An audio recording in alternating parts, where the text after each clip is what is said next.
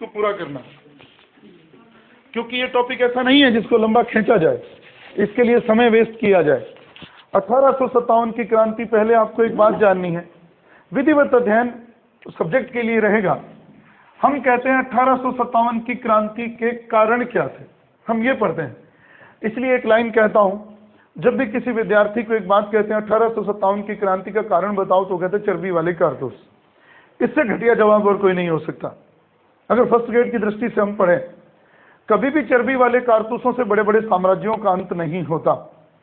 अंत होता है किन्हीं बड़े लंबे कारणों से जो लंबे समय से चलते आ रहे हैं, और वो लंबा समय कितना है? 100 वर्ष। अब उत्तर एक और मिला होगा, ये 100 वर्ष पीछे जाओ 1857 से, तो साल कौन सा आएगा? 1757, जब एक घटना घटी थी, सिराजुद्दौला के साथ प्लासी का युद्ध हुआ था, और वहीं से कंपनी व्यापारिक कंपनी की भूमिका से बाहर निकलकर एक राजनीतिक कंपनी की भूमिका अदा करने लगी, और उसने उपनिवेशवाद को एक रूप दे दिया, साम्राज्यवाद। अब इन 100 सालों में क्या घटा, वो हम थोड़ा थोड़ा तो अभी पीछे जो किया है वो घटे हैं। बड़े बड़े विद्रोह नहीं है, छोटी छोटी भूमिकाएं हैं, छोटी छोटी जनजातियों ने विद्रोह किए। इसीलिए एक लाइन कही गई, 1857 का विद्रोह तो आजादी से पहले का एक पूर्वाभ्यास था, एक रिहर्सल थी। जो पीछे इतनी रिहर्सल्स हुई हैं, उसका थोड़ा एक पड़ाव, बड़ा पड़ाव। एक याद रहे बात, यद्यपि 1857 का विद्रोह असफल हो गया, लेकिन उसने आने वाली पीढ़ी के लिए एक नींव रखी। वो कामयाब नहीं हुआ, लेकिन आजादी की जो कामयाबी मिली है, उसने वो अलख जो जगाई है, वो यहीं से जगी है। और वो ये बात सबने स्वीकार करी है कि कम से कम अंग्रेजों के दिमाग में एक बात तो आई कि कभी भी छोटी सी बदली, जो पहले उसका आकार एक हथेली से बड़ा नहीं है, लेकिन बाद में वो इतना बड़ा बादल बन सकती है कि जो पूरे आसमान को आच्छादित कर सकती है। इसलिए 1857 की क्रांति महज एक छोटा सा विद्रोह समझ लिया गया, लेकिन परिणाम बहुत ही दूरगामी हुए, और वो दूरगामी परिणाम 15 अगस्त 1947 को सामने आए। याद रहे, लाला लाजपत राय के सिर पे लाठियां पड़ी थी 1927 के साइमन कमीशन का विरोध करते हुए, और उन्होंने एक बात कही थी कि मेरे सर पे पड़ी हुई एक एक लाठी ब्रिटिश साम्राज्य के ताबूत की एक एक कील साबित होगी। और वो हुआ। वो घटना थी 1928 की, और ठीक कितने साल बाद, 20 साल बाद भारत को आजादी मिल गई। लेकिन ये घटनाएं अगर संक्षेप में कहूं तो हम ये पढ़ सकते हैं, कारणों को अगर हम बांटेंगे तो कुछ यूं भी बांट सकते हैं, राजनीतिक कारण। पहले एक पे ही चर्चा करें, सीधा सा सवाल। भले ही हम फर्स्ट ग्रेड की तैयारी कर रहे हैं, लेकिन हम अभी भी उतने होशियार नहीं कि किसी लिखी हुई बात से कुछ निकाल सकें। राजनीतिक कारण का मतलब क्या है? बात जहां भी घूमेगी प्रशासन और राजगद्दी से संबंधित ही घूमेगी, ना पैसे पे जाएगी, ना धर्म पे जाएगी, ना सेना पे जाएगी। राजनीतिक कारण किसके? भारत में। तो पहले अब मैं एक बात कहूं जो गलत तथ्य, पता है आपको उस समय भारत का राजा कौन था? देखो, यही तो गड़बड़ हुई। हम कहते हैं मुगल राजा कौन था, तो तुरंत उत्तर आप सब लोग देते बहादुर शाह जफर। अरे वो हिंदुस्तान का भी तो बादशाह था। उन लोगों ने भारत को स्वीकार कर लिया और भारत ने उनको स्वीकार कर लिया। और याद रहे, इतनी पीड़ा है बहादुर शाह के अंतिम लाइनों में। एक और कविता जाते हुए हम बात करेंगे कि 2 गज जमीन भी ना मिली मुझे कुएं यार में, दफन होने के लिए 2 गज जमीन भी ना मिली कुएं यार में। जब वो कहता है ना कि 4 दिन मांग के लाया था, 2 इंतजार में गुजर गए, 2 आरजू में गुजर गए, ये लाइनें भी बहादुर शाह जफर की हैं। मिर्जा गाली भी उसी के दरबार से संबंधित था। 85 साल का बूढ़ा बहादुर शाह जफर, इस समय वो मुगल बादशाह तो था ही, उसके साथ साथ वो हिंदुस्तान का भी बादशाह था। और गड़बड़ ये हुई, इस समय मुगल बादशाह की हैसियत क्या रही होगी? एक कठपुतली। किसकी? अंग्रेजों की। लेकिन उसके साथ जो दुर्व्यवहार हुआ, एक घटना संक्षिप्त। इस समय गवर्नर कौन था? देखो, एक प्रश्न हम जानते हुए भी गलती करेंगे। 1848 का साल था और भारत में आया था लॉर्ड डलहौजी। ये कब चला गया और अब आ गया कैनिंग। तो याद रहे, लॉर्ड कैनिंग ने एक घोषणा की कि बहादुर शाह को कहा, आपके मरने के बाद जो भी व्यक्ति राजा बनेगा वो सम्राट शब्द अपने साथ नहीं लगाएगा, बादशाह शब्द अपने साथ नहीं लगाएगा, और राज करने का स्थान भी छोड़ना होगा, लाल किला भी आपको छोड़ना होगा। लाल किला छोड़ा गया और आपको जाना कहाँ होगा? कुतुब मीनार के पास एक छोटे से भवन में आपको रहना हो। ये बेइज्जती किसकी हो रही थी? बहादुर शाह की? नहीं, ये बेइज्जती एक हिंदुस्तान के बादशाह की हो रही थी।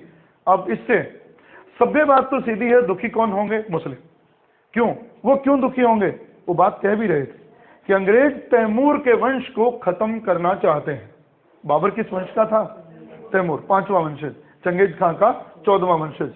तो ये बात एक घटना घटी और कहते हैं उसी के सामने 2 बेटे और एक पोते को खड़ा करके गोली मार दी गई और बहादुर शाह कुछ भी नहीं कर सका। एक को गद्दी दी गई, सबसे नालायक बेटे को मिर्जा कोयास, एक बहुत बड़ा नाम। लेकिन एक घटना ये, एक राजनीतिक कारण क्या बना? बहादुर शाह के साथ दुर्व्यवहार, हिंदुस्तान के बादशाह के साथ दुर्व्यवहार। दूसरी घटना, पहले ये नहीं, पहले लॉर्ड वेलेजली क्रम से कब आया था? 1798। कब तक रहा? 1805 की शुरुआत में। वो भारत में क्या लेकर आया? सहायक संधि प्रथा। सहायक संधि के तहत उसने परंपरा डाली कि मित्र बनाओ, दिखने में तो लेवल बराबर रहे लेकिन वास्तविकता में वो हमारे अधीन हो। हमने घेरे की नीति पढ़ी थी, घेरे की नीति कल पढ़ी थी। और घेरे की नीति का मतलब क्या था? अपने आप को सुरक्षा करने के लिए मित्रों का एक घेरा बनाओ, ताकि कोई तीसरी ताकत हम पर आक्रमण करे तो पहले किससे लड़े? वो हमारे दोस्तों से, जिसको कहा गया घेरे की नीति। और वो अपनाने वाला पहले लॉर्ड वेलेजली। उसने सहायक संधि से हमारे देशी रियासतों के राजाओं की स्वतंत्रता पर पहले प्रश्न चिन्ह लगाया और अब शुरुआत हो चुकी थी एक असंतोष की। और अब बात, तीसरा कारण, देशी रियासतों के प्रति ब्रिटिश पैरामाउंसी, मैं अंग्रेजी का शब्द जानबूझ के बोल रहा हूं, कल हमने पढ़ा था अंग्रेजी सर्वोच्चता का विकास, वो वही टॉपिक है, इसके काल में चरम पर थी। और आगे बीच में एक व्यक्ति आया था, लॉर्ड हेस्टिंग्स, जिसने 1818 के अधीनस्थ करी थी संधियां, लेकिन इसने तो आके काम पूरा ही कर दिया। क्या लेकर आया था ये? Doctrine of left. ये आरएएस में एक बार पूछा गया, डॉक्ट्रिन ऑफ लेफ्ट हिंदी में अनुवाद ही नहीं। ये नीति कौन लेकर आया? डलहौजी, गोद हड़प नीति। और अब सीधा पढ़ा हुआ आपने, मैं बोल रहा हूं, गोद हड़प नीति के तहत सबसे पहले छीनी गई रियासत सतारा, सतारा छीना गया। उसके बाद सतारा, जैतपुर, संबलपुर, जैसे बोल रहा हूं वैसे क्रम में। उसके बाद है बघाट, उदयपुर, झांसी, नागपुर। सन भी देखो, सतारा, जैतपुर में संबलपुर और बघाट, 1849, 48, 49, 50। ठीक है। हाँ, फिर है पिछले वाले बचे 52, 53, 54, क्रम है उनका। सतारा, जैतपुर व संबलपुर, बघाट, उदयपुर, झांसी, नागपुर, 48, 49, 49, 50, 52, 53, 54, एक गैप। अब बात ये, हमें ध्यान क्या रखना है? अवध भी तो गया, लेकिन अवध गोद हड़प नीति के तहत नहीं गया, कुशासन का आरोप लगा। तो अब सवाल ये तो गया ही गया। ये तीसरा राजनीतिक कारण। अब एक बात, राजनीतिक कारणों में 3 हमारे सामने है। बहादुर शाह के साथ दुर्व्यवहार, सहायक संधि प्रथा, इसको भी एक बार अंग्रेजी में पूछा गया सब्सिडियरी अलायंस। सब्सिडियरी अलायंस का मतलब सहायक संधि प्रथा, अलायंस का मतलब गठबंधन, संधि, सब्सिडी सहयोग। सब्सिडियरी अलायंस कौन लेकर आया? वेलेजली। और गोद डॉक्ट्रिन ऑफ लेफ्ट लेकर आया डलहौजी। लेकिन डलहौजी को आधुनिक भारत का निर्माता भी कहते हैं, स्वतंत्रता से पहले। स्वतंत्रता के बाद वो नाम किसके नाम? नेहरू के नाम चढ़ गया। लेकिन इसकी बात को डिफाइन करो, आधुनिक भारत का निर्माता क्यों? किया तो शोषण, काम तो किया इसने वो जिससे भारतीय राजाओं की स्वतंत्रता भी खतरे में पड़ गई, लेकिन फिर भी भारत का आधुनिक निर्माता क्यों? भारत के शोषण के लिए कुछ ऐसे काम कर गया। अंततोगत्वा स्वतंत्रता के प्राप्ति के बाद हमने उसी के साधनों के ऊपर अपने विकास की नींव रखी। जैसे रेल, कौन लाया? डलहौजी। छोटी लाइन, एक बहुत बड़ी बात किसी विद्वान ने कही है बीएल ग्रोवर की किताब में, ये जो छोटी लाइनें हैं ये आज भी हमारी गुलामी की प्रतीक है। और अब बदल रही है सरकारों ने, लगभग एक आध जगह बची है। बात ये कि ये जो ढांचा है क्यों लाया गया कि अगर कहीं विद्रोह हो तो वहां पर समय रहते रसद सामग्री और सैनिक पहुंचाए जा सकें, इसलिए ट्रेनें लाई गई थी। लेकिन जब वो चले गए तो पटरियां, वो इंजन हमारे विकास के काम आए। हमने उन्हीं की नकल पर अपने विकास की नींव रखी, वो भवन खड़ा किया। सबसे पहली बात, डाक चलाने वाला व्यक्ति तो 1842 में रोलैंड हिल, औद्योगिक क्रांति पढ़ोगे, एक अंधा आदमी जिसने डाक टिकटें शुरू की, लेकिन वो भारत में लेकर आ गया डलहौजी। और उससे क्या, थोड़ी सी पेंस के मोहर के साथ, एक टिकट के साथ हमारी चिट्ठी कहीं भी जा सकती है। तो ये चीजें लाने वाला कौन था? याद रहे डलहौजी ने जब रेल बना रहा था पटरियां, कार्ल मार्क्स ने उसे खत लिखा था, समकालीन था इसका। उसने कहा था डलहौजी ये ध्यान रहे, जिस देश में लोहा और कोयला पर्याप्त मात्रा में मौजूद हो, अगर उस देश में आप रेल का इंजन चला देते हो तो समझ लेना आपके दिन अब वहां थोड़े ही है। अगर एक बार वो अपनी मर्जी का कुछ इंजन बनाने के लिए सीख गए तो फिर वो आपकी उपस्थिति को कभी भी हिंदुस्तान में स्वीकार नहीं करेंगे। वही हुआ था। अब बात ये राजनीतिक कारण थे, लेकिन अब एक कारण मोटा सा सामाजिक और धार्मिक इकट्ठे जोड़ रहा हूं, उन्हें संक्षिप्त कर रहा हूं, क्योंकि और एक लाइन अपनी बात कहने से पहले, शारीरिक उत्पीड़न और राजनीतिक उत्पीड़न सहना कभी आसान हो सकता है, लेकिन धार्मिक उत्पीड़न सहना कभी भी आसान नहीं होता। आज दुनिया गवाह है, 3000 से ज्यादा युद्ध आज तक दुनिया लड़ चुकी है, और उसमें बहुत सारी संख्या, प्रतिशत एक्यूरेट तो कहूं तो 90% बात कह दूं तो गलत नहीं होगा, कि वो युद्ध जो लड़े गए हैं धर्म के नाम पर लड़े गए। लंबे समयों तक युद्ध चले हैं। पुनर्जागरण अगर कहीं पढ़ा हो, पहला चैप्टर है और पहला पॉइंट है क्रूसेड, धर्म युद्ध। धर्म युद्धों ने पुनर्जागरण को कैसे योगदान दे दिया, वो बात तो वहां, लेकिन लड़ाई किस बात के लिए? जेरूसलम के लिए, पवित्र तीर्थ स्थान पर अधिकार करने के लिए। अब बात ये याद रहे, इजराइल और फिलिस्तीन में लड़ाई किस बला को लेकर है? यही तो लफड़े हैं, यहूदियों को और ईसाइयों को लेकर झगड़ा क्या है? एक व्यक्ति ईसाई है, एक जगह ईसाई धर्म की दूसरी जगह आ गई, वो पाने के लिए झगड़ा तब भी चला, वो पाने के लिए झगड़ा आज भी चल रहा है। लेकिन दूसरा जो कारण था सामाजिक और धार्मिक। सामाजिक कारणों में तो एक कारण है, कहीं कोई कहानी नहीं बताऊंगा, ट्रेनों में सफर नहीं कर सकते थे, वो नहीं। भारतीयों को उपमानव जीव कहते थे अंग्रेज, सब क्रिएचर। किस अखबार में? पंच नामक अखबार में ये छपता था। एनसीईआरटी में बाकायदा फोटो बना हुआ है कि पंच अखबार में एक कर्नल बैठा है और एक भारतीय व्यक्ति बौना सा वो वहां उसके हाथ में खड़ा है और उसके सर पे हाथ रखे हुए। वो क्या साबित कर रहा है? वो कह रहा है कि हम बहुत ऊंचे हैं और आप हमारे आगे बहुत छोटे हो, सब क्रिएचर प्राणी हो आप, क्या उपमानव हो, मानव अभी आप बने नहीं। याद रहे, श्वेत व्यक्ति का बोझ कहते थे इंग्लैंड के लोग भारतीय सभ्यता को। एक बार मैंगल्स नाम के व्यक्ति ने हाउस ऑफ कॉमन्स में एक भाषण दिया था और एक बात कही थी कि ईश्वर ने भारत का साम्राज्य हमें इसलिए दिया है कि हम भारत के एक छोर से दूसरे छोर तक ईसाई पताका फहरा सकें। ये स्टेटमेंट बहुत बार पेपर में आया है। मैंगल्स ने हाउस ऑफ कॉमन्स में भाषण देते हुए ये बात कही थी। और आगे बढ़ाता हूं बात, जो पेपर के लिए पॉइंट है, टू द पॉइंट। 1850 का वर्ष था। गवर्नर कौन रहा? डलहौजी। और डलहौजी ने एक नियम निकाला जिसका नाम था धार्मिक निर्योग्यता अधिनियम, रिलीजियस डिसेबिलिटी एक्ट। वो क्या था? नाम ही मुश्किल है, धार्मिक निर्योग्यता अधिनियम। वो है क्या कि जो लड़का ईसाई धर्म को ग्रहण कर लेगा उसको अपने पिता की जायदाद में से हिस्सा मिलेगा, नहीं तो नहीं मिलेगा। अब लोग क्या कहने लगे कि भारत को क्या बनाया जा रहा है? ईसाई। और ईसाई बनाने में 3 लोग श्री रामपुर त्रयी के नाम से भी जाने जाते हैं। नेट में प्रश्न आया था, इस बार प्रश्न आया था, श्री रामपुर त्रयी में कौन एक नहीं है? मैंने अपनी जीके की क्लास में बताया था। कैरे, वार्ड, मार्शमैन। 1799 जब उन्होंने श्री रामपुर बंगाल में मिशनरी स्थापित की, लोगों को अंग्रेजी में उपदेश भी दिए और लोगों को धीरे धीरे अंग्रेजी का प्रचार भी करते रहे और ईसाई धर्म का प्रचार भी करते रहे।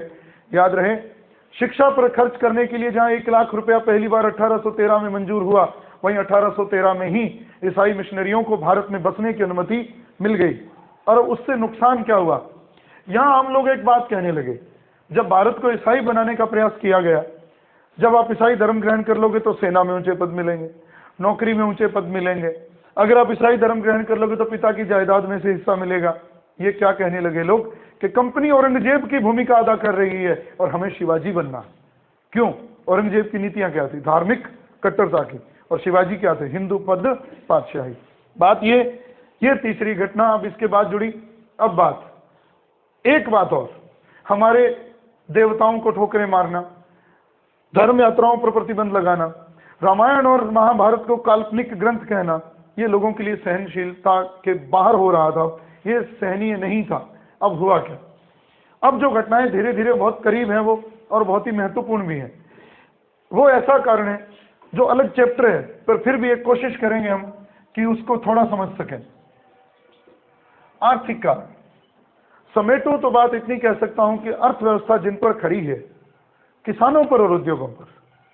अगर मोटी सी बात करूं, बारीकी तो बहुत हो सकती है, आयात निर्यात पर भी बहुत कुछ खड़ा है, निवेश किया जाता है, लेकिन एक मुख्य बात, किसान से बात शुरू होती है, कच्चा माल मिलता है और उद्योग चलते हैं। अंग्रेजों के काल में दोनों की ही हालत खराब थी। क्यों? किसानों से लगान वसूली इतनी ज्यादा करी गई कि वो खेतों को छोड़कर चले गए। क्यों चले गए? गौर करना, आप समझ सकते हो, ये बात शायद जीके की क्लास वाले ना समझ सके। देखो, एक किसान के पास 10 बीघा भूमि है, 1000 रुपये उससे टैक्स लगाया गया, 1000 रुपये उसके पास नहीं है, लेकिन वसूला तो जाएगा। नहीं वसूला जाएगा तो आपको मार पड़ेगी, जेल में जाओगे। तो वो क्या करेगा? जमीन गिरवी रखेगा साहूकार के यहाँ, साहूकार से पैसा लेगा, वो पैसा भी चुकाया नहीं जाएगा, जमीन की बोली लगेगी। जब बोली लगेगी तो खरीदार कोई भी हो सकता है। अब उसे बोली देकर कौन खरीद गया? अंग्रेज खरीद गया। कौन अंग्रेज खरीद गया? अंग्रेज वहां नौकरी करके रिटायर होते और अपने जो इकट्ठा सारा पैसा मिलता वो कहाँ इन्वेस्ट करने के लिए आते? हिंदुस्तान में, यहां से और कमाने के लिए उस भूमि को खरीदा। वही किसान जो कल तक उस भूमि का मालिक था, आज उस अंग्रेज के आगे क्या कर रहा है? नौकरी। उसी भूमि का मालिक आज वहां क्या हो गया? मजदूर हो गया। अब क्या हुआ? अब अंग्रेज उस खेती भूमि पर मनचाही खेती पैदा करवाता है। वो मनचाही खेती से मेरा मतलब पटसन, जूट, नील, क्यों, कपास, इनकी कीमतें बजाय यहाँ के किन बाजारों में ज्यादा मिलती थी? इंग्लैंड में। इसलिए भारत के जमींदारों के नीचे, अंग्रेजी जमींदारों के नीचे किसान का भविष्य सुरक्षित नहीं था और वो क्रांति में शामिल हो गया, छोड़कर अपने खेतों को। ये कुचक्कर था, दादा भाई नौरोजी कहते हैं। उन्होंने जो किताब लिखी है ना, the economic means of India, the poverty and un British rule in India, पहली बार उन्होंने सिद्धांत दिया 1867 में। क्या? धन निष्कासन का सिद्धांत, drain of wealth, drain theory देने वाला पहला grand old man of India दादा भाई नौरोजी। ज्यादा बार कांग्रेस के अध्यक्ष रहने का उनको गौरव प्राप्त है। पिछली बार प्रश्न भी आया था कि 1906 तक ज्यादा बार कौन कांग्रेस का अध्यक्ष रहा, तो ये दादा भाई नौरोजी उत्तर था। प्रश्न में थोड़ी त्रुटि थी, पर खैर वो सही था। लेकिन अब बात ये, मैं क्यों कह रहा हूं, किसान हमने पढ़ लिया, वो मारा गया। लेकिन अब एक घटना देखो, हम क्रांति कहां की पढ़ रहे हैं, और एक टाइम में अक्सर बात करके जाता हूं, 1707, 18वीं शताब्दी का उत्तरार्ध। क्या घटा था इस साल, इस समय, इस सदी, इस दशक में? इंग्लैंड में औद्योगिक क्रांति। देखो, औद्योगिक क्रांति का मतलब था हाथों का काम मशीनों से होने लगा, मशीनों से होने लगा, मशीनें लग गई। क्या करेंगी मशीनें जब उनमें कच्चा माल नहीं होगा? चलो कच्चा माल भारत से मिल गया, माल तैयार हो गया, बेचने के लिए मंडी भी तो चाहिए। खरीदेगा कौन? बड़ा बाजार कहाँ है? भारत में। अब भारत वाले तो अपने ही हाथ से बने हुए लोगों का कपड़ा खरीदते थे, बुनकरों का, वो क्यों खरीदेंगे इनका? लेकिन बात ये है, वो क्यों नहीं? देखो, बात विपरीत है। फैक्ट्री में माल हाथ की अपेक्षा जल्दी बनेगा, ज्यादा बनेगा, सुंदर हो सकता है वो ना हो, क्योंकि कशीदाकारी भारत की बहुत प्रसिद्ध है। लोग अक्सर ये खरीदते। लोग क्यों खरीदते? लोग विदेशियों से ही डरते थे, नहीं खरीदते थे। लेकिन हुआ क्या? अंग्रेजों ने नियम बनाए। अब सवाल आप पढ़ोगे तो मैं भारत की कर रहा हूं, वो विदेशों की बात करेगा। भारत के कुटीर उद्योग क्यों फेल हो गए? क्योंकि भारत के कपड़े की मांग बजाय भारत के विदेशों में ज्यादा थी, और विशेषकर कहां? इंग्लैंड में। एनसीईआरटी में स्पष्टतः लिखा है 9वीं की किताब में, भारत के वस्त्रों को कैलिको कहा जाता था। पढ़ते हैं हम, पढ़ोगे तो मिलेगा। और 1720 से लेकर बाद तक कई अधिनियम पारित हुए, और उन अधिनियमों में यह कहा गया जो भी अंग्रेज भारतीय कपड़े का प्रयोग करता हुआ पाया गया उसे सजा मिलेगी। तो ये क्या प्रचार हो रहा था? किनको मारने की साजिश हो रही थी? भारतीय बुनकरों को। कार्ल मार्क्स ने एक बात कही है, वो आपको याद रखनी है। ये अंग्रेजी घुसपैठिया था जिसने भारत की खड्डी, लूम जहां बनता था पुराने जमाने में, याद हो, मैंने तो देखा है गांव के लोग खेस कंबल बनाते थे। ये एक अंग्रेजी घुसपैठिया था जिसने भारत की खड्डी, मतलब कपड़ा बनाने वाले, को तोड़ दिया। और भारत जो मातृभूमि था सूती वस्त्रों की, पहले तो उसे सूती वस्त्रों से खाली कर दिया, फिर उसी को सूती वस्त्रों से भर दिया। कैसे? कच्चा माल ले गए, तैयार किया, वही सूती वस्त्र जो मूल भूमि कौन सी थी? भारत, और उसी में भर दिया। लेकिन कपड़ा अब कौन सा हो गया? वो विदेशी हो गया। कहां से गया था कच्चा माल? देशी वस्तु से क्या बन गया? विदेशी। और हमारे कुटीर उद्योग फेल हो गए। 3 तरह के उद्योग हम पढ़ते हैं, कुटीर, लघु, कुटीर और बृहद। लघु उद्योग वो जिसमें घर के ही लोग काम करते हैं, या जो कुटीर उद्योग है 100 से कम या 100 तक लोग काम करते हैं, और बृहद उद्योग जिसमें 100 से ज्यादा कितने भी हो सकते हैं। आप सब पढ़ते हो उपभोक्ता अधिकार अधिनियम में मंच बने हुए हैं, जिला मंच, राज्य मंच, राष्ट्र मंच जो बने हुए हैं, इसका आप लेबर कोर्ट भी कहते हो, जहां आप अपनी बात रख सकते हो। तो यहां ये बात कहने का मतलब था, अंग्रेजों ने दो चीजों की कमर तोड़ी, किसानों की और कुटीर उद्योगों की, और यही हमारी एक अर्थव्यवस्था की धुरी थे। जब ये लोग बेघर हो गए तो ये किसमें शामिल हो गए? क्रांति में। याद रहे, दादा भाई नौरोजी पहले शख्स हैं जिन्होंने धन निष्कासन का सिद्धांत दिया है। पेपर तो ये भी आ गया, धन निष्कासन से तात्पर्य है, हमारे दिमाग में तो एक ही है, धन का बाहर जाना। ये बात पूरी नहीं है। वो एक बार प्रश्न मैंने पढ़ा, उसमें लिखा हुआ है धन का निर्यात। हम कभी सही ना करें, निर्यात थोड़ी किया गया। निर्यात का मतलब क्या होता है? बाहर जाना। उत्तर यही सही है, धन का निर्यात हुआ, लेकिन धन का निर्यात ऐसे हुआ कि उस धन के बदले में ना तो धन आया ना कोई वस्तु आई, एक तरफा निर्यात, सिर्फ गया ही गया। वेतन के रूप में पहले लगान के रूप में वसूला गया, तनख्वाह के रूप में वसूला गया, बड़े बड़े कर्जों के नाम पर हमारा ही धन वापिस आया और वो और ब्याज समेत चला गया। भारत को कर्जे में दिखाया अंग्रेजों, और वो कर्जा उतारने के लिए लोन लिया गया। वो लोन जिस पैसे के रूप में आया, वो पैसा किसका? हमारा। वो आया, वो चुकाया गया और ब्याज समेत, और पैसे के साथ पैसा गया। ये कुचक्र था जो टूटता नहीं था। अब बात, ये बड़े बड़े घटनाएं थी। हम पढ़ते हैं दो कारण, एक तो सैनिक कारण, एक तात्कालिक कारण। वो भी सैनिक ही है, लेकिन सैनिक अलग हैं। सैनिक कारण तात्कालिक चर्बी वाले कारतूसों में नहीं है, वो तो एक चिंगारी थी जो भड़क गई। सवाल ये, वो सैनिक कारण क्या है? 1856 में अब कौन आ गया था?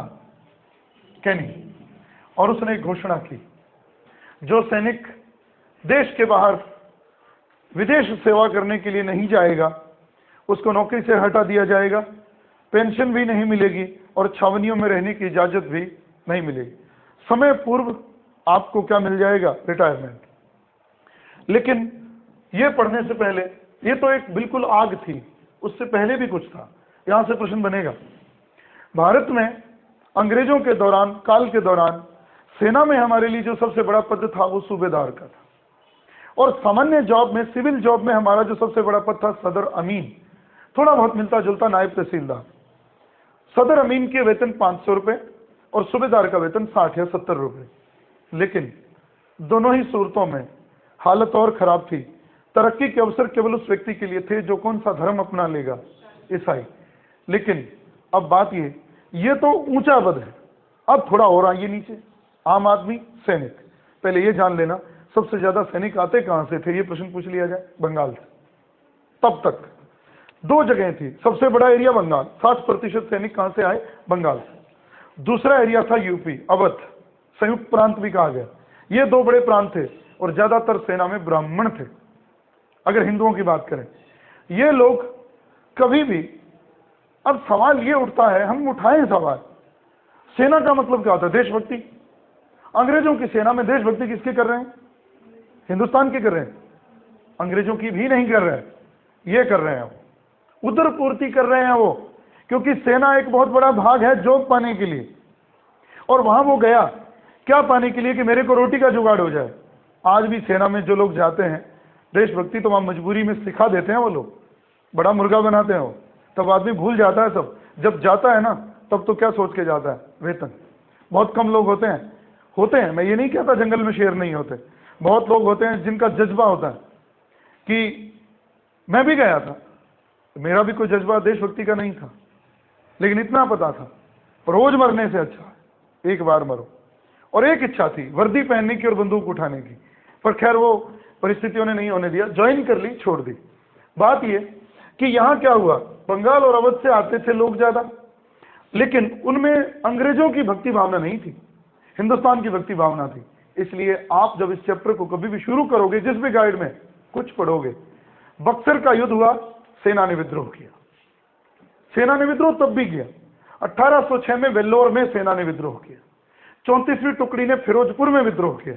यानी कि 1857 से पहले 1806, 1824, 1842, 1849 पंजाब में फिर विद्रोह हुए। ये क्या बता रहे थे? कि ये कहानी कोई नई नहीं है, ये पुरानी ही नाटक का एक प्रदर्शन है बड़े मंच पर, और कुछ नहीं था। इसलिए सैनिकों के साथ एक घटना तो ये, बड़ा पद सूबेदार, वेतन 60 या 70 रुपए, सिविल में बड़ा पद सदर अमीन, वेतन 500 रुपए। लेकिन अब एक सैनिक की हालत देखिए।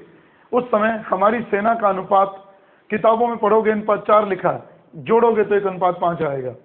45,322 अंग्रेज थे उस समय, और 2,38,000 भारतीय सैनिक थे उस समय पूरी सेनाओं में। भाग करोगे तो 1:5 आएगा। लिखा मिल जाता है 1:4, किताबों में 1:5 लिखा, ये ध्यान रखना। अब हुआ क्या, आम सैनिक को वेतन मिलता था भारतीय को 8 रुपए।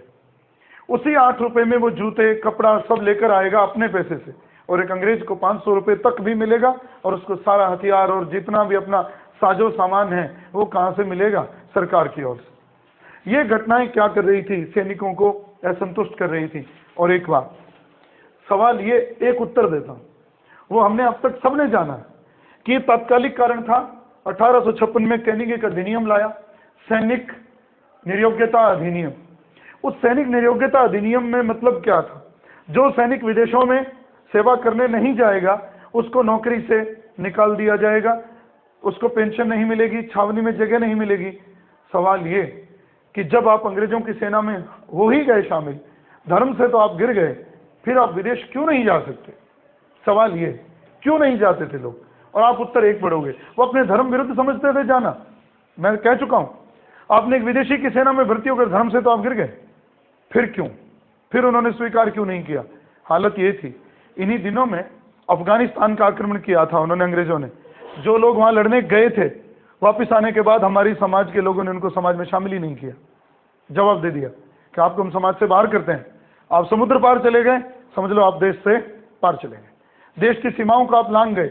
इसलिए सैनिकों की मजबूरी थी, वो क्या करते कि अगर हम वहां चले गए तो हम अपने परिवार से, अपने समाज से बाहर कर दिए जाएंगे, बिरादरी से बाहर कर दिए जाएंगे। इसलिए सैनिकों ने किया विद्रोह। और याद रहे, इसी में जोड़ रहा हूं तात्कालिक कारण, बाकी कारण वहीं आ गए। अब चर्बी वाले कारण, सारी घटनाएं ठीक ठाक चल रही थी, एक मंच बन रहा था, मंच बन गया था, और उस मंच को आग दी किसने? चर्बी वाले कारतूसों ने। कुछ प्रश्न बना दूं। कैनिंग के काल में एक बंदूक जो हटाई गई ब्राउन बेंस, और जो लाई गई एनफील्ड, इसका सबसे पहला प्रयोग क्रीमिया के युद्ध में किया गया। यहां नहीं, यहां तो लाया गया। अब आप पढ़ते हो, सवाल देखो बारीक, हमने बहुत बार पढ़ा इसे। मंगल पांडे ने विद्रोह किया कि मैं उस बंदूक को नहीं चलाऊंगा। मैं कहानी बाद में, पहले उत्तर दूं, कहां किया था? बैरकपुर में, बंगाल में। क्या था वहां, कहां हुआ था विद्रोह? छावनी में। क्यों, कहां प्रयोग करने के लिए मना किया? कहां कहा जा रहा था उसे प्रयोग करो? कभी गौर नहीं की। हाँ, बस पढ़ते हैं। 5वां नंबर की जैकेट पहना वो सैनिक, 34वीं इन्फेंट्री का सैनिक मंगल पांडे, बैरकपुर में उसने 29 मार्च को कह दिया मैं ये बंदूक नहीं चलाऊंगा। कहां नहीं चलाऊंगा? क्या अकेले मंगल पांडे पर थोपी गई थी वो बंदूक? नहीं। सवाल ये है, वो जब एनफील्ड राइफल आई थी, वो ट्रेनिंग देनी थी अभी उनको कि चलाते कैसे हैं। अंबाला, सियालकोट, बैरकपुर, जहां ये ट्रेनिंग होनी थी, दमदम शस्त्रागार, यहां इनकी ट्रेनिंग होनी थी। आप ये जो नाम मैंने बोले हैं, आप नक्शा देखना कभी क्रांति के फैलाव का, आपको ये जो मिलेगा, गौर करना, यूं फैली क्रांति और कहीं नहीं फैली। ये पेशावर, सियालकोट, हरियाणा, और थोड़ा सा आगे आओ यूपी, और थोड़ा आगे चले जाओ बंगाल, ये एरिया था। थोड़ा थोड़ा हिस्सा ये रहा, थोड़ा राजस्थान में उपद्रव हुआ, और बाकी सारा एरिया नाभा, पटियाला, जींद, मद्रास, हैदराबाद, राजस्थान सब अछूते रहे। और हम पढ़ते हैं राजस्थान में बगावत हुई। आप लोगों को फर्स्ट ग्रेड के लिए कह रहा हूं, अगर पेपर में प्रश्न आ जाए निम्नलिखित में से कौन से स्थान पर क्रांति नहीं फैली, और आ जाए बंगाल, अवध, और बड़े बड़े नाम जो जो हुए हैं, और उनमें राजस्थान आए, तो उत्तर राजस्थान से ही होगा। राजस्थान में क्रांति बड़े पैमाने पर नहीं फैली। हम राजस्थान पढ़ते हैं तो बहुत हाईलाइट करते हैं, बख्तावर सिंह, लाला जयदयाल, रिसलदार मेहराब खां, एरिनपुरा के, फिर आउआ के ठाकुर कुशाल सिंह। गौर तो करो, ये सारे हैं कौन? छावनियां और सैनिक। क्या सैनिकों से आगे बढ़ पाया राजस्थान में विद्रोह? नहीं बढ़ पाया। 6 तो छावनियां थी, 1 कोटा थी। कोटा में भी जिन्होंने विद्रोह किया वो क्रांतिकारी कोई नहीं थे, सैनिक थे वो। इसलिए जहां जनता शामिल नहीं होती उस विद्रोह को राष्ट्रीय विद्रोह कहना और उस विद्रोह को फैलाव को मानना बिल्कुल ही उचित नहीं है। इतिहास की दृष्टि से। हाँ, अपनी भावुकता की दृष्टि से हम कह सकते हैं राजस्थान में विद्रोह हुआ। केवल छावनियों में भड़की हुई चंद ज्वालाएं सैनिकों की वो दब गईं, वहीं खत्म कर दी गई। हमारे देशी रियासतों के राजाओं की मदद से अंग्रेजों ने उनको दबा दिया। अब सवाल ये आया, एनफील्ड राइफल की ट्रेनिंग दी गई, ट्रेनिंग दी जा रही थी बैरकपुर में, और उसने कहा मैं इसकी ट्रेनिंग लेने से मना करता हूं। जब उसे जबरदस्ती की गई, सवाल ये, अब कभी उठा वो सवाल, उसने 2 लोगों को मारा था, लेफ्टिनेंट बाग और ह्यूसन। फिर वो कौन सी बंदूक से मारा? जो बंदूक तो वो चलाना ही नहीं चाहता, ये कभी नहीं सोचा। वो बंदूक ब्राउन बेस ही थी, अभी उनके पास थी वो, उसको कैसे छोड़ दें जब तक आप नई बंदूक चलाना नहीं सीखो। परेड के मैदान में खड़ा था, जो था उसने दाग दिया। लेफ्टिनेंट बाग और ह्यूसन मर गए, 2 मरे, और इसके ऊपर चली फांसी की सजा हुई। और बात ये, फांसी इसको भी 18 तारीख को देनी थी, 8 अप्रैल को ही दे दी, 10 दिन पहले, कि अगर ये 18 तारीख तक जेल में बंद रहा तो कुछ भी हो सकता है। याद रहे, भगत सिंह को फांसी 23 मार्च को नहीं देनी थी, 24 को देनी थी। 23 को शाम को 7:33 पर लाहौर की सेंट्रल जेल में बिना किसी को बताए सीधे जाते हैं, कोठरी का गेट खोल के उसको सूचना देते हैं आपकी फांसी का टाइम हो गया। और वो कोई आश्चर्य नहीं जताता। चलिए, और राम प्रसाद बिस्मिल को पढ़ रहा था, और क्या 2 लाइनें मैं रोज दोहराता हूं कि जब से सुना है मरने का नाम जिंदगी है, सर पे कफन बांधे कातिल को ढूंढते हैं। वो चल दिया और इनकलाब जिंदाबाद का नारा लगाया और कफन पहन लिया काला। लेकिन बात ये, उन्होंने फांसी की सजा दे दी, टुकड़े टुकड़े किए शरीर के, बोरी में डाला, और फिरोजपुर के पास सतलुज नदी के पास उनको मिट्टी का तेल डालकर जला रहे थे। गांव वालों ने देख लिया, उन्होंने देखा अंग्रेज जलता छोड़कर भाग गए, उनके टुकड़ों को बुझाया गया, पहचाना गया, वो 3 लायलपुर के वो जवान पाकिस्तान के, उनको फिर वहां ले जाया गया, उनका वहां विधिवत इज्जत से संस्कार किया गया। कुछ दिन पहले उनकी मां का समाचार मिला था कि मिलना चाहती है, वो बहुत रोती है। तो कितनी बड़ी लाइन है कि मैं एक मां के आंसू पहुंचने के लिए क्या उन करोड़ों माओं के आंसुओं की परवाह ना करूं? कह दो मेरी मां से तेरा लाल शहीद हो गया।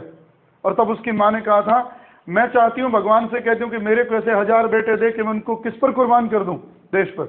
क्या इसकी देशभक्ति के आगे टिकता है कोई नेहरू या गांधी जैसा व्यक्ति? भले ही जीवन थोड़ा रहा, बहुत एडवेंचर, बहुत क्रांतिकारी, उनका ख्याल भी अगर ईमानदारी से कर लें तो रोए खड़े हो जाते हैं। वो जब रहे होंगे तो फिर वो कैसे रहे होंगे? और अपने ही क्रांतिकारी साथियों में सबसे विद्वान और पढ़ा लिखा आदमी था कौन? भगत सिंह। फारसी, उर्दू, अंग्रेजी, हिंदी, अगर उसके छपी हुई लाइनें नेट पे कभी सर्च करना, वो कहता था क्रांति की तलवार पर धार विचारों के रगड़ने से ही आती है। और अगर हम पागल नहीं होंगे तो क्रांति नहीं होगी। समझदार लोग क्रांति नहीं कर सकते, दिमाग से क्रांति नहीं की जा सकती, क्रांति दिलों से होती है। बाकी काम दिमाग से, जो चर्चाएं होती है वो दिमाग से होती हैं। वो काम नेहरू और गांधी कर गए, जो काम दिल से ले गए। देखो, एक बड़ी बात है, मैं एक बार यूनिवर्सिटी की फ्लाइंग में आया था, यहीं गंगानगर, पूरा दिन फ्लाइंग ली। शाम को मेरे एक मित्र थे, एडिशनल एसपी हनुमानगढ़ में थे तब वो, दिलीप जी जाखड़, उनसे मेरा मिलना हुआ। उनके माताजी एक्सपायर हो गए थे, और उनसे मैं शाम को उनके घर इसी बहाने गए। उन्हीं दिनों में डेथ हुई थी, हम सब लोग बैठ नहीं गए थे मेरे साथ, हैं वही। और बीकानेर के मेरे साथ सोशियोलॉजी डिपार्टमेंट के एचओडी श्याम सुंदर जानी उस समय मेरे साथ थे, अक्सर मैं वही ले जाते थे मुझे फ्लाइंग में। तो जब हम शाम को यहाँ रुके, रात का समय हो गया, वो बंदा पुलिस में होते हुए पीएचडी कर रहा था, क्या गांधी अहिंसक थे? कितना मजेदार टॉपिक। और उसने जो तर्क दिया, मैं निरुत्तर हो गया, मैं सुनता ही रहा। उन्होंने कहा, देखो, अगर गांधी अनशन करता है, कोई आंदोलन करता है, एक बात हम पढ़ते हैं कि कुछ ही दिनों में हजारों की भीड़ उनके साथ हो जाती थी, लाखों लोग। जब लाखों लोग हो जाते, उनको तितर बितर करने के लिए अंग्रेज क्या करते? कर्फ्यू लगाते, कोई धारा 144 जिसे आज हम कहते हैं, सेना लगाते, फाटक बंद होते, बाजारों में जाना आना रोकना पड़ता। अगर उसी दौरान कोई महिला गर्भवती हो और उसको हॉस्पिटल ले जाना हो तो कैसे जाएगी वो? अगर वो गई, रास्ता बंद है, हॉस्पिटल पहुंचने से पहले उस दोनों की डेथ हो गई, बच्चे की और मां की, तो हिंसा तो हुई। किसकी वजह से हुई? गांधी की वजह से। हिंसा भगत सिंह ने भी करी, गोली उसने भी चलाई, लेकिन वहां वो मरा जिसको मारना था, लेकिन वहां वो मरा जिसको मारना नहीं था।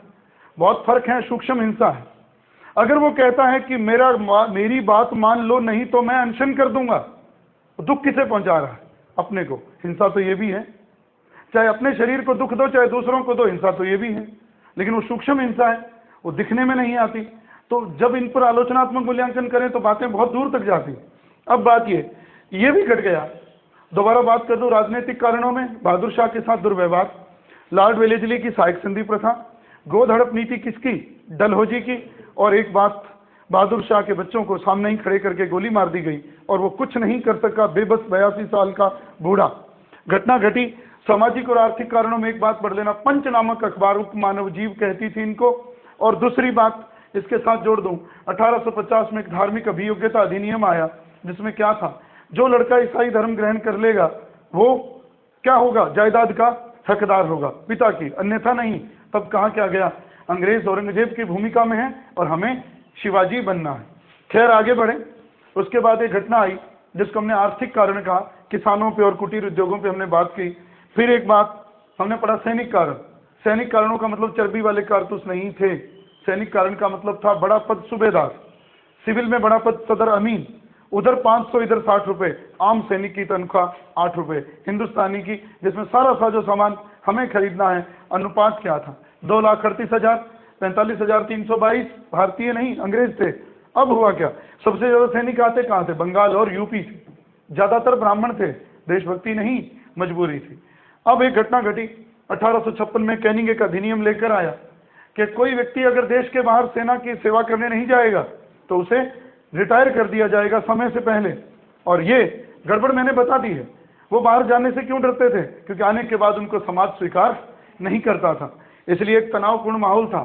उस तनावपूर्ण माहौल, उस एक जो पलीता लगा हुआ था, बारूद के ढेर के बिछा हुआ था, उस पर आग लगा दी एनफील्ड राइफल ने। अगर मैं कहूं 100 सालों की घटनाओं के ढेर पर एनफील्ड राइफल चली और क्रांति हो गई। बंदूक ही चली, वो जो चली वास्तव में तो नहीं, पर वो बिना चले ही चल गई, और ऐसी चल गई कि एक बगावत हो गई। अब कुछ बातें ऐसी जोड़ते हैं। एक बात जो मैंने इससे अलग रखी, जो वहां जोड़ने से बात अधूरी रहती, अब ये क्रांति की योजना भी बनी थी ऐसा माना जाता है, जबकि हम कहते हैं कि क्रांति की योजना नहीं थी, ये योजनाबद्ध नहीं थी। पेपर में अपवाद स्वरूप प्रश्न आता है। आर.एस. शर्मा महोदय कहते हैं, रमेश चंद्र व्यक्ति अलग है, आर.एस. शर्मा भी इसका समर्थन करते हैं। वो कहते हैं, दो नाम मैं अक्सर लेता हूं, अजीमुल्लाह खां और राणो जी या रंगो जी बापू। कल तक बात हो रही थी, सतारा और पूना। कौन, नाना साहब का एक पर्सनल असिस्टेंट और एक था प्रताप सिंह का पर्सनल असिस्टेंट, जो कहाँ गए दोनों पेंशनों की बात करने के लिए, लंदन गए। प्रताप सिंह तो अपने राज्य के लिए गया था, राज्य की बात करने, और वो गया था पेंशन की बात करने। और एक गहरी बात, जब नाना साहब की पेंशन की बात करने अजीमुल्लाह खां गए, तो जब अंग्रेजों से उन्होंने कहा कि उनकी पेंशन जारी करो, क्योंकि पेशवा बाजीराव को आपने पेंशन दी थी 8 लाख रुपए, तो हमें भी दो, उसको देनी बंद कर दी थी अंग्रेजों ने। जैसे ही बाजीराव मरा, नाना साहब की पेंशन बंद हो गई। तो देखिए अंग्रेज कितने होशियार थे, उन्होंने जवाब क्या दिया, बता चुका हूं जीके की क्लास में। उन्होंने कहा ये पेंशन ये बाजीराव को दी थी, पेशवा को नहीं। दिमाग लगाओ, अगर पेशवा को दी होती तो वो हर पेशवा को दी जाएगी, अगर वो बाजीराव को व्यक्तिगत दी गई है तो उसके मरने के साथ वो खत्म हो गई। कितने होशियार थे वो लोग। खैर वो वापस आ गए खाली हाथ। कहते हैं अजीमुल्लाह खां तो वहां से सीधे लौटे नहीं, क्रीमिया का युद्ध चल रहा था और वो वहां पहुंच गए। उस रण के मैदान में क्रीमिया रूस और तुर्की के मध्य हुआ, लेकिन उस युद्ध में उमर पाशा से मिले, तुर्की का उस समय जो नेता था, उससे उसको सहयोग की उम्मीद थी, लेकिन वो उस समय व्यस्त था, सहयोग मिला नहीं, वापिस आ गए। कहते हैं बिठूर में दोनों ने मिलकर योजना बनाई 31 मई, जो हम बेसिक सी बात पढ़ते हैं, लेकिन योजना फेल हुई। सवाल ये, क्रांति कब शुरू हुई? 10 मई को। पहली बगावत छोटी सी मंगल पांडे बैरकपुर में। सवाल ये, बैरकपुर में मार्च में हुई घटना, लेकिन सवाल ये हुआ कि इसीलिए 10 मई को शुरू हो गई, क्योंकि उसकी फांसी की सजा ने सैनिकों को बहुत उद्वेलित कर दिया था। 31 मई का इंतजार अब किसी को नहीं था, और अब शुरू हो गई क्रांति 10 मई को, जिसके प्रतीक थे चपाती और कमल का फूल। राजस्थान में भी बहुत बंटी, चपातियों में चिट्ठियां आती, साधुओं का भेष होता, रोटी पकड़ा जाते, उसमें योजनाएं होती, ऐसा स्वीकार किया गया। उन दिनों में बहुत चपातियां बटी। सच तो क्या है, वो आलोचनात्मक मूल्यांकन से बहुत कुछ सामने आता है। खैर ये प्रतीक थे क्रांति के। अब हुआ क्या, 10 मई थी, मेरठ में विद्रोह हुआ। कहाँ? यूपी में मेरठ में विद्रोह हुआ। अब विद्रोह हुआ और सैनिक चल पड़े दिल्ली की ओर। अब मैं आता हूं एनसीईआरटी में, बहुत मजेदार बात लिखी, तीसरी किताब 12वीं की, छठा चैप्टर, विद्रोही और राज। वो क्या लिखता है, रमजान का महीना था, रोजे रखे हुए थे बहादुर शाह ने। अभी सुबह सुबह भोर में सरही करके उठा ही था कि एक भीड़ महलों के बाहर आकर शोर मचा रही है, और उसने द्वारपालों को धक्का देकर अलग कर दिया और महल में घुसा। और वो आकर क्या कहते हैं, हम बगावत करके आ गए हैं और आपसे अनुरोध है कि आप हमारा नेतृत्व करें। क्या पढ़ते ही बात मान ली थी बहादुर शाह ने? नहीं, वो असमंजस में पड़ गए, मैं क्या करूं। लेकिन एक बात सच है, वो दिल से चाहता था कि अंग्रेजी साम्राज्य का पतन हो। वो बहुत करीब से चाहता था कि अंग्रेज यहां से चले जाएं। लेकिन अब वो एक बात सोची, हूं तो मैं बूढ़ा, कर तो मैं कुछ सकता नहीं। और एक बात ये भी बता दूं, कहने को एक प्रतीक था क्रांति का, वो नेता नहीं था। उसको पता ही नहीं लगा कब कहां क्या हो गया। बस एक भीड़ ने उसको चुन लिया, एक प्रतीक के रूप में, झंडे के रूप में था। लड़ा नहीं, वो लड़ने योग्य स्थिति तो उसकी थी ही नहीं। लेकिन जनता ने एक लीडर मान लिया बहादुर शाह जफर को। मंत्रियों की बैठक बुलाई, उन्होंने हाँ कर दी और बहादुर शाह ने वो नेतृत्व स्वीकार कर लिया। आप जब पढ़ते हो सारणी में तो नीचे लिखा होता है बरेली में बख्त खां, वहां मत पढ़ो उसे। बरेली के बख्त खां को किसने अपना सेनापति बनाया? बहादुर शाह जफर ने। यानी कि उसने लीडरशिप तो करी, उनका नेतृत्व किया। किसके माध्यम से? बरेली के बख्त खां के माध्यम से। ये याद रखना, बख्त खां, जफर बख्त भी उसे कहते हैं, जफर का सेनापति। सवाल ये, घटना हो गई। अब 10 तारीख को हुआ हंगामा, दोपहर 2:30-3 बजे के करीब ये हंगामा हुआ मेरठ में, और वहां से सैनिक चल पड़े दिल्ली की ओर। दिल्ली पहुंचे, अब यहां विवाद, पर मैं विवाद रखूंगा ही नहीं। 11 तारीख को दिल्ली पहुंचे, रात भर वहां रुके, कुछ जाती रात को तंग नहीं किया उन्होंने बहादुर शाह को। 12 तारीख की भोर उन्होंने दिल्ली पर कब्जा कर लिया।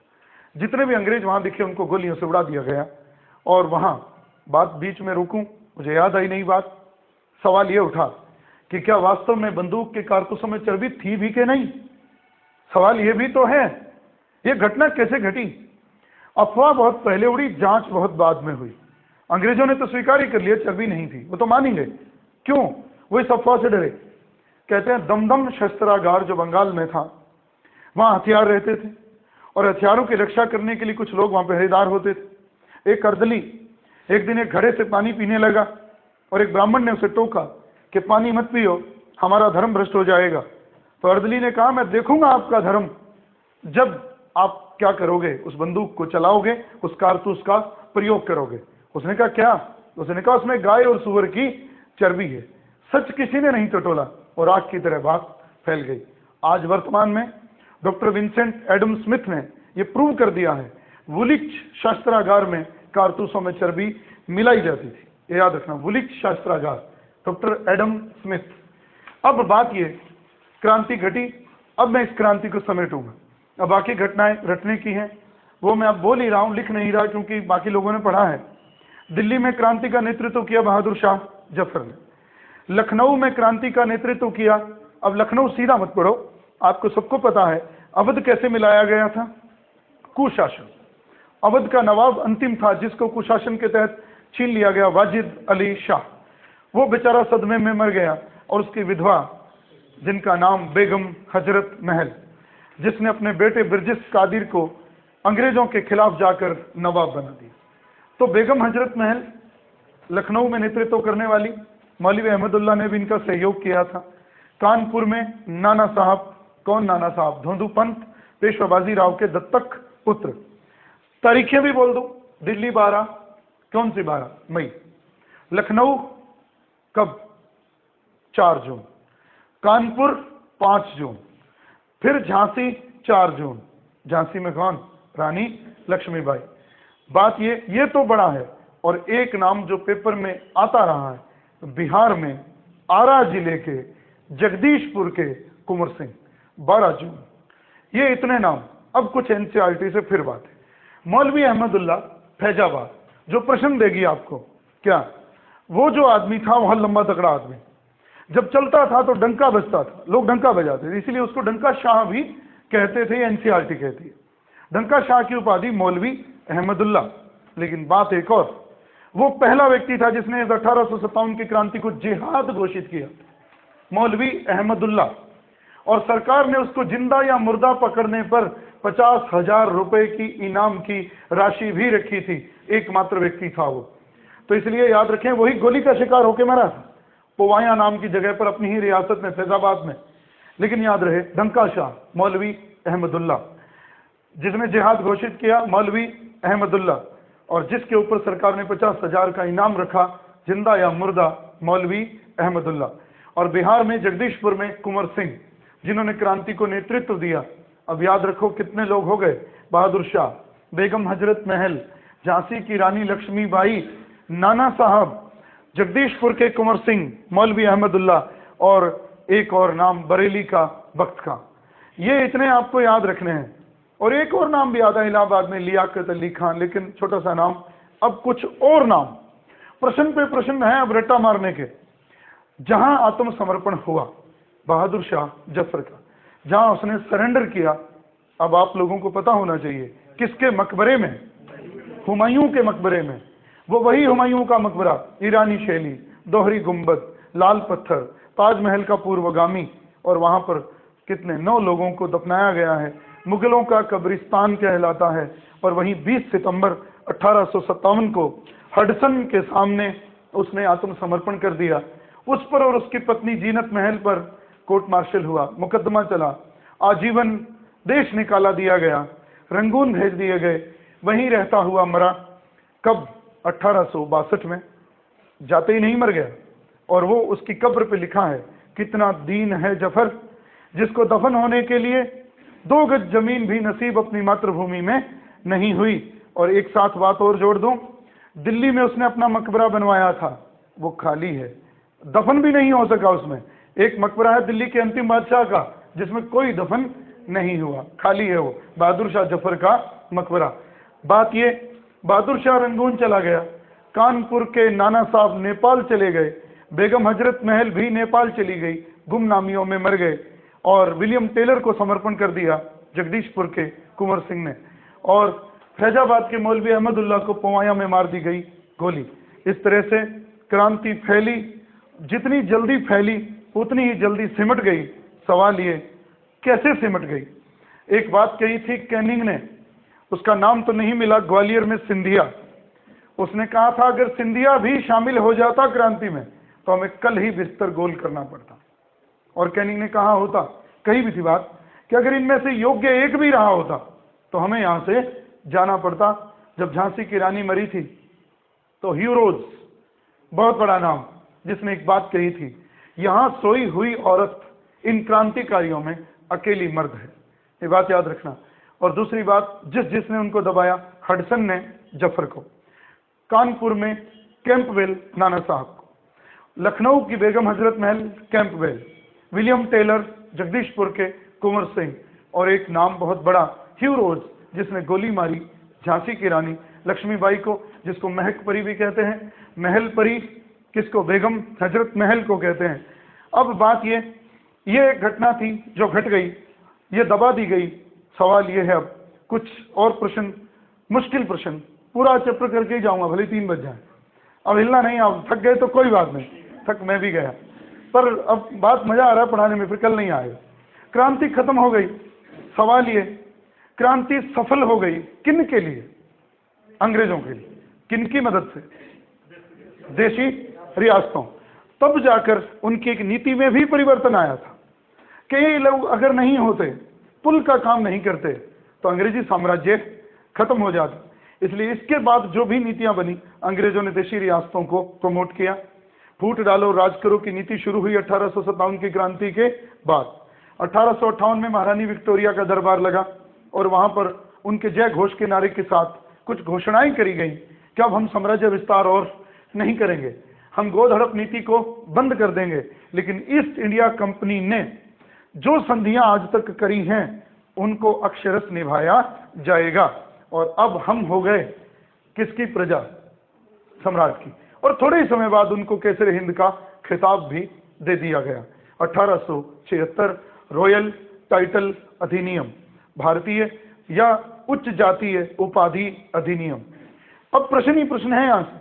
पहले की कहानी तो सुनने को अच्छी थी, प्रश्न यहाँ एक तो सारणी जो मैंने अभी बोली है, कहाँ किसने विद्रोह किया, किसने किस विद्रोह को दबाया, कौन कब विद्रोह करने वाला था, कौन कहाँ चला गया। अब सवाल ये, जब क्रांति खत्म हो गई एक निचोड़ सामने आया, जहां जहां छावनियों में विद्रोह हुआ वहां अंग्रेजी सैनिकों की संख्या बनिस्बत भारतीय सैनिकों के कम थी। एक अंग्रेज था तो 5 हिंदुस्तानी थे। सवाल ये, क्या किया गया? अब भारतीय सैनिकों की संख्या अनुपात में कम की, अब अनुपात बनाया गया 1:2। सवाल ये भी नहीं है, 1:2 तो रहेगा बंगाल में और 1:3 रहेगा बंबई और मद्रास में, क्योंकि जहां जिन काल में जहां विद्रोह नहीं फैला वहां अनुपात अभी भी ज्यादा रखा गया, जहां विद्रोह ज्यादा फैला वहां अनुपात कम किया गया। लेकिन यह भी ऐसे नहीं हुआ, 2 अधिनियम पारित हुए, पील कमीशन और रॉयल कमीशन। जैसी क्रांति घटी 2 नियम पारित किए गए, पील कमीशन, रॉयल कमीशन। शब्दों का अर्थ जानो। रॉयल, रॉयल का उत्तर जान लोगे दूसरे का उत्तर मिल जाएगा। रॉयल का उच्च जाति। अब क्या कह रहा हूं मैं, उच्च जाति है कौन? ब्राह्मण। उनको सेना में भर्ती करने से परहेज किया गया, दूसरे लोगों को भी भर्ती किया गया, यानी कि मिक्स किया गया कि ये कभी भी एक ना हो सके। समझे? रॉयल, रॉयलिटी हटा दी गई सेना से, हर आदमी को, हर तबके को रखा गया, और हर तबके का मतलब ब्राह्मणों को बाहर करना, क्योंकि विद्रोह करने में सबसे ज्यादा रोल किसका था? ब्राह्मणों का। एक बात तो ये, बंबई और मद्रास अछूते रहे विद्रोह से, इसलिए वहां अनुपात अभी भी क्या रखा गया? 1:3। अब मैं कुछ किताबें बोल रहा हूं क्रांति के स्वरूप, और बिल्कुल अंतिम छू रहा हूं बात।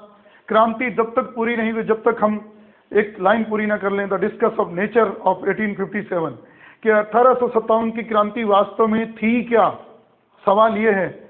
जो मत हमारे सामने है, सबसे पहला मत कि वो एक सैनिक विद्रोह था, और ये मत देने वाले विद्वान हैं सर जॉन सीले। ये रटने हैं आपको, ये भूलने ही नहीं है। सर जॉन सीले, ये एक लाइन कहते हैं, और हर एक लाइन सुनने की है, कुछ विशेष नहीं है, 4 लाइनों में बात पूरी होगी। सर जॉन सीले कहते हैं, यह पूर्णतया देशभक्ति रहित, स्वार्थों से प्रेरित सैनिक विद्रोह था। दोबारा बोल रहा हूं, सर जॉन सीले कहते हैं, यह पूर्णतया देशभक्ति रहित, स्वार्थों से प्रेरित सैनिक विद्रोह था। जॉन सीले, इनके साथ एक व्यक्ति और भी जुड़ा हुआ है, जॉन लॉरेंस, पेपर में यहाँ था, जॉन सीले, जो इस विचार का समर्थन नेतृत्व करते हैं। दूसरा नाम है L.E.R., हिंदी में लिख रहा हूं, रीज। L.E.R. रीज कहते हैं धर्मांधों का ईसाइयों के विरुद्ध विद्रोह। क्या कह रहा है वो? धर्मांध शब्द, कि जिनको धर्म का ज्ञान नहीं है, अंधे हैं, हम सभ्य लोग हैं, वो हमें समझने में ही समर्थ नहीं है। हम तो उनका कर रहे थे भला, और वो कर रहे हैं बगावत। धर्मांधों का ईसाइयों के विरुद्ध विद्रोह, L.E.R. रीज। मिलते जुलते से शब्द हैं, एक और T.R. होम्स। ये दोनों का मत बिल्कुल नजदीक है। वो कह रहा है ये सभ्यता और बर्बरता के मध्य युद्ध। हम क्या है? सभ्य, और हम लोग क्या है? हिंदुस्तानी, बर्बर। मिलता जुलता सा है, हम धर्मांध हैं, वो ईसाई हैं। यहां हम बर्बर हैं, वो सभ्य हैं। श्वेत व्यक्ति का बोझ, श्वेत व्यक्ति अंग्रेज, हम उनके ऊपर बोझ। हम सिखा रहे हैं उनको कि कैसे सभ्य हुआ जाता है, और इसका जवाब समय ने दिया 1893। याद करो, शिकागो, स्वामी विवेकानंद, जब वो बोलकर चुप हुआ, अगले दिन न्यूयॉर्क हेराल्ड में खबर छपी थी कि एक ऐसे देश में धर्म प्रचारकों का भेजना कितना मूर्खतापूर्ण कार्य था, जिस देश में इस जैसे लोग रहते हैं। इसका जवाब समय ने दिया उनको, जो पहले क्या मान रहे थे कि ये हम सभ्य हैं और वो बर्बर हैं। तो सीले, L.E.R. रीज, T.R. होम्स, और एक नाम है W. टेलर। ये सीधे रटने हैं। और W. टेलर कहते हैं ये मुसलमानों का षड्यंत्र था, क्योंकि बहादुर शाह की बेइज्जती करी गई थी अंग्रेजों के द्वारा। ये तो मत बेसिक से। अब जहां लड़ाई, जहां से मैं मानता हूं प्रश्न अगर मुश्किल किया गया तो सीधा मत नहीं पूछेगा, वो एक एक शब्द की खाल निकालेगा। और उन पे अब बात करने जा रहा हूं। अब भले ही थक गए हो, ये थोड़ी 4 लाइनें बहुत गौर से मिलती जुलती लाइनें भेद कर देगा, काम खराब हो जाएगा। पहले कुछ अपवाद। एक नाम लिख रहा हूं, बेंजामिन डिज़रेली। सब लिखा आपकी किताबों में, जो भी मटेरियल है, बस किस बात पर आप ध्यान नहीं दोगे मैं वो बात कर रहा हूं। बेंजामिन डिज़रेली एक मात्र अंग्रेज जो क्या मानता है इसको राष्ट्रीय विद्रोह, एकमात्र अंग्रेज जो इसको राष्ट्रीय विद्रोह मानता है। इसलिए बेंजामिन डिज़रेली का नाम सबसे ऊपर, इसको इज्जत हम देंगे क्योंकि इसने हमें क्या दिया, एक राष्ट्रीय विद्रोह की संज्ञा, जहां हमारे हिंदुस्तान के लोग ही उसे नहीं मानते। खैर वो माने भी क्यों, बात उनकी भी ठीक है। एक नाम तो ये, एक नाम इस बार पेपर में, क्योंकि सरकार किसकी है, अगर कहूं आरएसएस की है तो भी गलत नहीं है, वीर सावरकर नाम बहुत ऊपर, जिसकी किताब है the first war of Indian independence, चुपचाप हॉलैंड में छपी थी, जिसको छपाने के लिए बहुत मेहनत करनी पड़ी। भारत में उसके टुकड़े छप छप कर आते थे पीक वीक पेपर के नाम से। 1908 में छपी, चोरी छिपे छपी, हॉलैंड से छपी, पीक वीक पेपर के नाम से उसके लेख छपा करते थे भारत में। और लेखक था वीर दामोदर सावरकर, जिसने बहुत यातनाएं झेली हैं। पर्दे के पीछे है पोर्ट ब्लेयर की सेलुलर जेल में, अंडमान निकोबार में, जहां पशुओं की जगह आदमी जोते जाते, नारियल तोड़वाए जाते और एक वक्त भूखा रखा जाता, कभी कभी 2 वक्त भी। आज भी पोर्ट ब्लेयर की उस जेल में हमारे क्रांतिकारियों के दीवारों पर नाम लिखे हुए हैं जो उन्होंने जेल के दौरान लिखे थे। वो एक किला था जिसमें लोगों को राजनीतिक बंदी के रूप में रखा जाता और जिंदा लौट कर आने की संभावनाएं बहुत कम रहती, लेकिन ये जिंदा आया था। 2 बार आजीवन कारावास मिला था उसे, वीर सावरकर को। तो उसकी किताब the first war of Indian independence, जिसमें उसने क्या कहा है, शब्द पे जाना, सुनियोजित स्वतंत्रता संग्राम। शब्द पे जाना, सुनियोजित, केवल स्वतंत्रता संग्राम नहीं, वो तो 3 लोगों ने कह दिया। एक तो वीर सावरकर ने कह दिया, एक उसे डॉक्टर S.N. सेन ने कह दिया, और मैं उसकी किताब का नाम, जो किताब मैंने अभी बोली है वीर सावरकर, जिसका नाम है the first war of Indian independence, लिखी है, सारा कुछ आपको मिल जाएगा। दूसरी बात, एक नाम सीधे लिख रहा हूं, S.N. सेन। इसकी किताब का नाम ये नहीं है, 1857 है उस किताब का नाम तो अंग्रेजी में, लेकिन हमने लिख दिया 1857। बात यही है, वो क्या लिखता है, ये ऐसा विद्रोह था जो शुरू तो सैनिकों से हुआ था, लेकिन बाद में इसने सैनिक विद्रोह से बढ़कर रूप कैसा धारण कर लिया, स्वतंत्रता आंदोलन का। फर्क है दोनों की भाषा में। वीर सावरकर कहता है पहला सुनियोजित स्वतंत्रता संग्राम, S.N. सेन कहता है ये शुरू तो एक सैनिक विद्रोह से हुआ था, खत्म सैनिक विद्रोह पर नहीं हुआ, बढ़ गया। एक बात ये, इसकी किताब है 1857, 1857। अब एक व्यक्ति और, जो नाम है मजूमदार, R.C. मजूमदार, रमेश चंद्र मजूमदार। आजादी के बाद सरकार ने इनको इतिहास लिखने का जिम्मा दिया, S.N. सेन। अब याद रहे मजूमदार ने, घटना मजेदार है, ध्यान देना, उसने किताब लिखी सरकार की तरफ से, और उस किताब का नाम था the sepoy mutiny and the revolt of 1857। लिखी किताब में, सब हर गाइड में।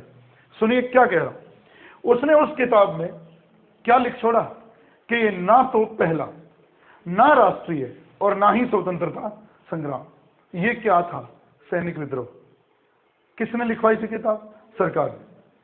क्या सजा मिली, गद्दी से उतरा, सरकारी इतिहासकार की गद्दी से हटा दिया गया और अब बैठाया गया डॉक्टर ताराचंद को, और यह कहा गया आप इसे प्रूव करो क्या कि यह स्वतंत्रता संग्राम था।